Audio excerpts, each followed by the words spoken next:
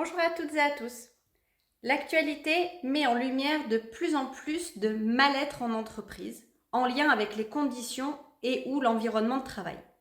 On entend parler de burn-out, de stress au travail, de harcèlement moral, tout autant de définitions et de notions qu'il ne faut pas confondre.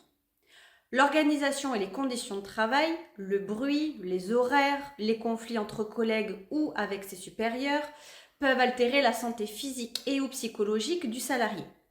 Le stress peut avoir des conséquences sur la santé et entraîner le recours à des produits addictifs comme l'alcool, le tabac, les médicaments.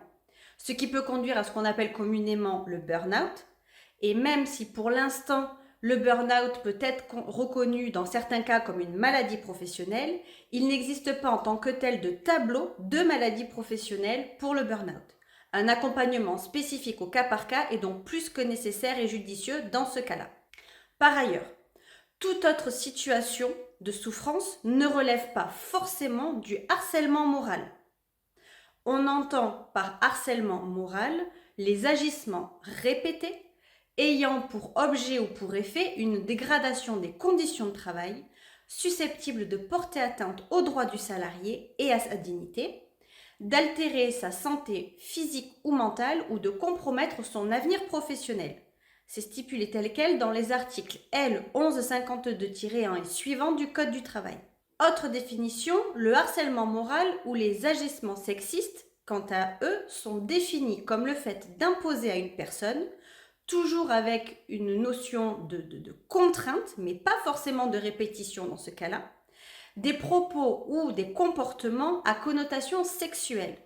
Et même si la notion d'harcèlement sexuel est davantage considérée comme un délit pénal, il peut être reconnu dans certains cas en accident du travail et il est réprimé aussi par le Code du travail.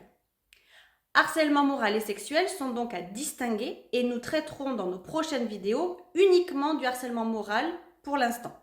Les dispositions légales sont très strictes en matière de harcèlement moral et de responsabilité. En effet, la prévention du harcèlement moral est avant tout confiée au chef d'entreprise.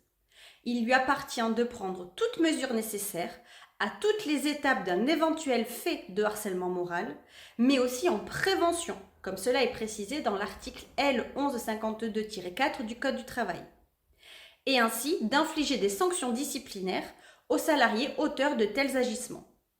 La prévention doit donc bien être faite en amont et le fait de mettre fin, même rapidement, à des faits de harcèlement moral n'exonère pas l'employeur de sa responsabilité. Si cela n'est pas respecté, les salariés, ainsi que les représentants du personnel, comme les élus du CSE, peuvent mener des actions, telles que le droit d'alerte, des enquêtes ou des interventions administratives.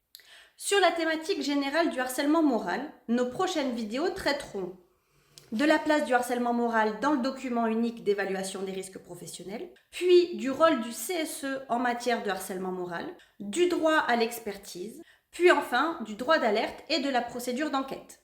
Pour toute question complémentaire, n'hésitez pas à contacter nos experts.